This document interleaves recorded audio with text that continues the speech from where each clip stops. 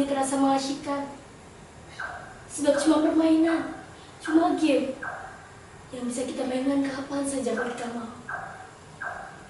Bahkan, permainan ini bisa menghabiskan waktu kita berjam-jam di depan laptop, layar ponsel, ataupun komputer, sambil menikmati camilan dan makanan yang lezat. Tapi, sementara itu, bagi saudara-saudara kita di Palestina, di Gaza, siapapun mereka, apapun agamanya, perang telah merenggut seluruh mimpi dan masa depan mereka. Sejak perang berkecamuk, orang-orang dewasa telah mengubah dunia ini menjadi tempat yang menakutkan dan penuh ancaman. Bahkan sampai ke dunia rekaan, dunia virtual, ancaman itu tak berakhir.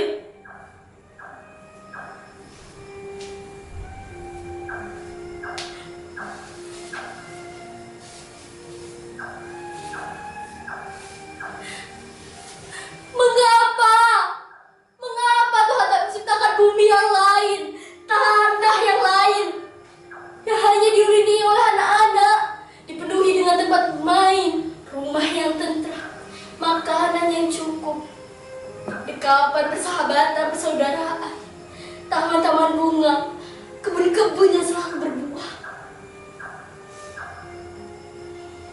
Tak mengapa kalau Tuhan ingin bertahan orang dewasa di sana. Asalkan hati mereka sudah dilimpahi dengan rasa cinta, bukan angkara, amarah, dan kebencian terhadap sesama.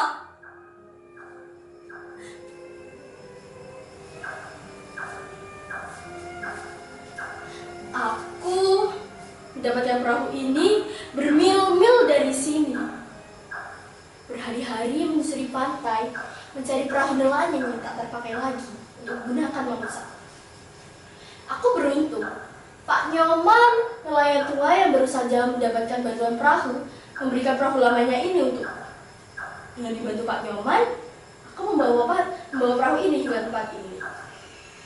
Dengan perahu inilah maksudku, aku dan teman-temanku akan pergi jauh sekali. Mungkin sekarang kalian diam-diam bertanya, mengapa aku sendirian? Di mana teman-temanku? Sabarlah, pelan-pelan kalian akan mengenal mereka. Mereka ada, hanya terkadang seolah-olah tak ada, atau mungkin dianggap tak ada. Aku malahan prihatin dengan kalian. Aku sudah mencari kalian di kampung-kampung maya itu, meninggalkan pesan satu persatu. Tapi tak seorang pun dari kalian jawab pesanku itu. Tapi tak mengapa, aku bukanlah teman yang asyik. Aku kutu buku, introvert, tak pernah ada soal-soal kekinian. Itulah mengapa aku menyisihkan diri ke pantai ini. Hingga suatu saat, aku menemukan sebuah ide sederhana, membuat perahu persaudaraan yang akan berlayar ke laut lepas menuju Gaza. Dan saat perahu ini aku tampilkan di sosial media, mengajak siapa saja yang ingin berlayar denganku, kalian malah menertawaiku dan menganggapku sakit. Makanya jangan kebanyakan baca novel, bisanya berhayal melulu. Ini perahu buat mancing aja jebol, gimana mau dipakai berlayar? Urusan Gaza sudah ada yang lebih prioritas mengurusnya, jangan ngadi-ngadi. Kasihan hidup di zaman teknologi, tapi jiwanya masih nenek moyangku seorang pelaut. Pelawak, saya nggak lucu.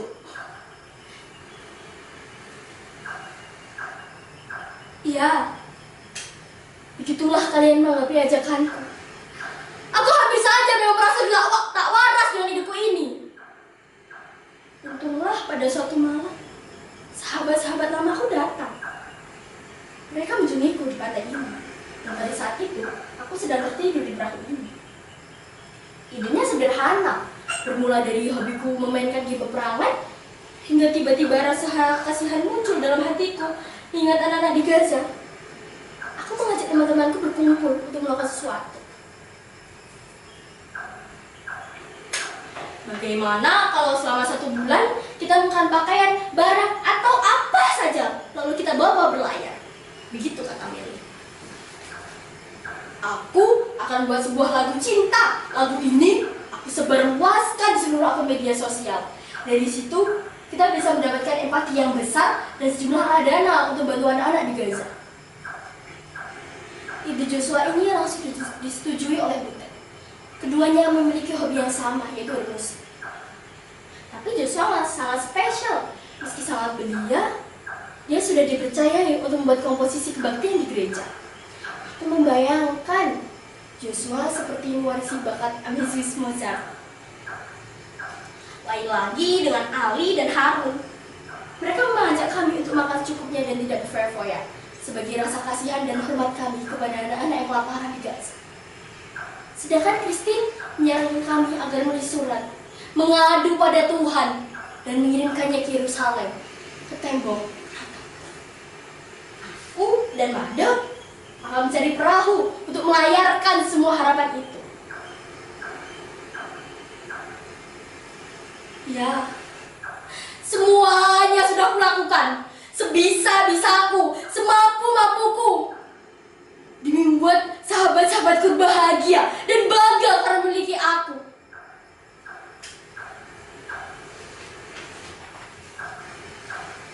Lihat, di perahu ini telah kami kemas seluruhnya. Surat, sajak, sepenggal doa, air suci dari pura, kuil, dan gereja. Benda-benda dari masa kecil yang masih tersimpan. Hari demi hari kami kumpulkan dari siapa saja sebagai ungkapan rasa cinta. Aku akan melakukan perahu ini ke laut lepas. Semoga samudra dan cakrawala yang luas akan jaganya. Tuhan akan jaganya, mengirimkan gelombang yang mengubahnya menjadi doa dan bergema di laut Mediterania.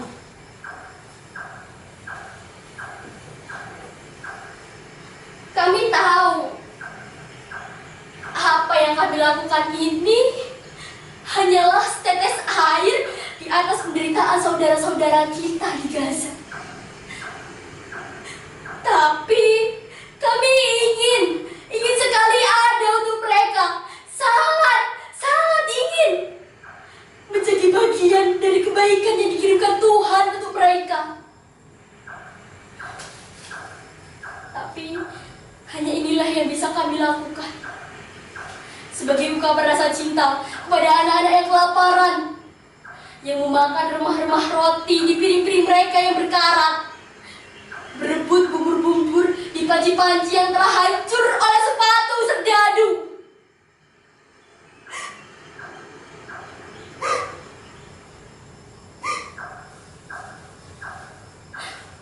Hei Mada, ayo ikut denganku. Kita akan melaut. Lihat apa yang sudah kerjakan. Kau pasti senang. Aku sudah membawa air pesananmu dari pura. Kau tinggal terima saja. Sini. Hei, Joshua, Christine, kenapa kalian diam saja? Ayo lihat, kalian pasti senang. Lihat. Aku sudah membawakan komik kesukaanmu. Kalian tinggal duduk manis saja. Silahkan sahabatku yang tampan dan cantik. Ali, Harun, maafkan aku sahabatku. Aku tak membawa ketapelmu. Aku pikir kita tak akan butuhkannya lagi. Tak ada yang perlu kau hadang, karena kita akan berada di lautan lepas, melihat matahari timbul dan tenggelam, bintang-bintang gemerlap malam. Ayo, sini. Butet, Horas bah, rindu kali denganmu. Lama tak dengar kau menyanyi. Sinagatullah, hatullah. Kau masih saja berlagak macam penyanyi rock and roll ya? Oh iya, tugasmu dalam perjalanan ini adalah menyanyi. Setiap kau lihat kami rindu dengan kampung halaman, kau harus menyanyi. Sepakat kan kau? Apa? Catur? Jangan meragukan itu, aku sudah membawanya. Tapi kau harus sportif. Jangan pakai cara bonar ya. Sini yuk. Melin? Kenapa kamu nangis, Melin? Ada apa? Mengapa kau bersedih?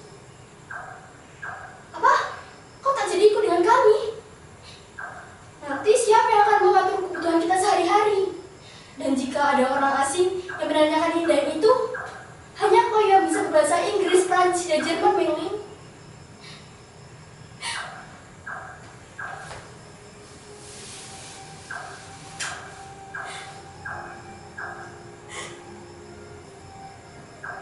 Melin adalah sahabat. Dia menghilang saat terjadi sebuah kerusuhan. Made mati karena leukemia.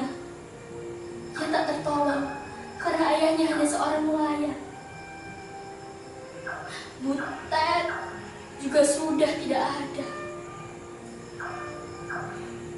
Dia terjadi korban saat terjadi peperangan antara kelompok pemuda di kota kami. Joshua dan Christine, keduanya aku kenal saat Olimpiade. Setahun setelah kembali ke negerinya, aku melihatnya tertangkap kamera. Mereka tertembak di dada saat menghadang serdadu dengan ditapelnya. Ali dan Hat, mereka berdua tertimbun runtuhan gedung saat terjadi ledakan bom. Itulah mereka, sahabat-sahabat. Orang-orang yang mungkin akan kalian pernah kenal atau kalian anggap tak ada. Tapi bagiku, mereka ada dalam hatiku, dalam benakku. Mereka tersimpan dalam catatan gelap. Satu orang anak yang mati itu sudah terlalu banyak, terlampau berat, dan teramat berat ditanggungan. Dan kini di Gaza, setiap jam, mungkin setiap menit, selalu ada anak yang mati karena lapar, karena peluru, karena mortir, karena amarah, dan yang pastinya karena ada yang dianggap sebagai orang lain dan harus disingkirkan. Mengapa amarah dan kebencian ini tak pernah berakhir?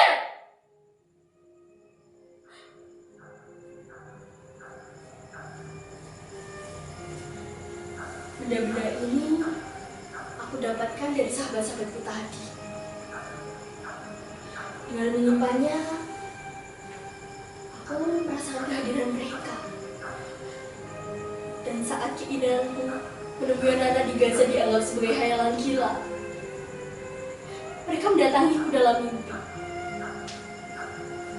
Di sana kami memiliki sebuah perahu berisi penuh dengan makanan, minuman, mainan, buku-buku. Dan perahu itu kami mengarungi samudera yang lepas.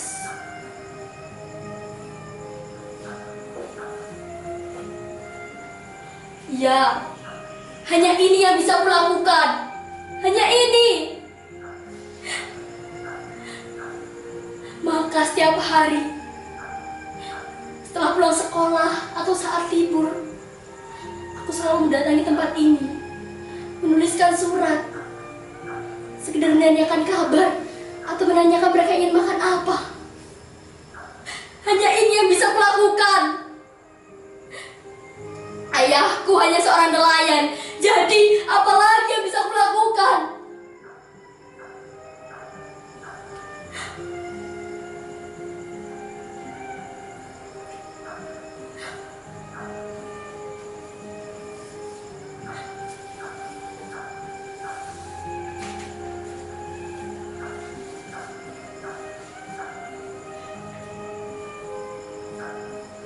Tuhan, tolong kirimkan kedua tanganku ini ke Gaza, agar aku bisa memeluk saudara-saudaraku di sana. Tuhan,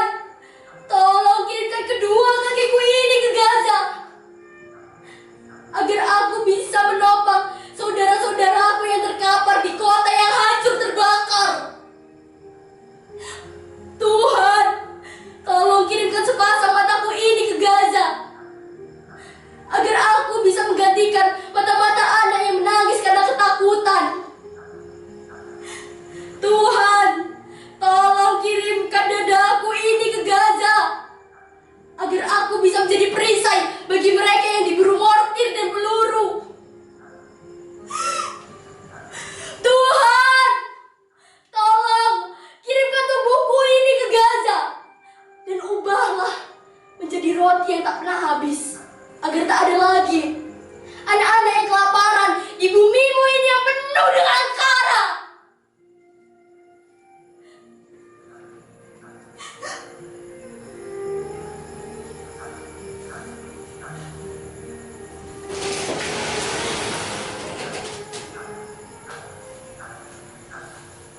Kalian menanyakan aku siapa?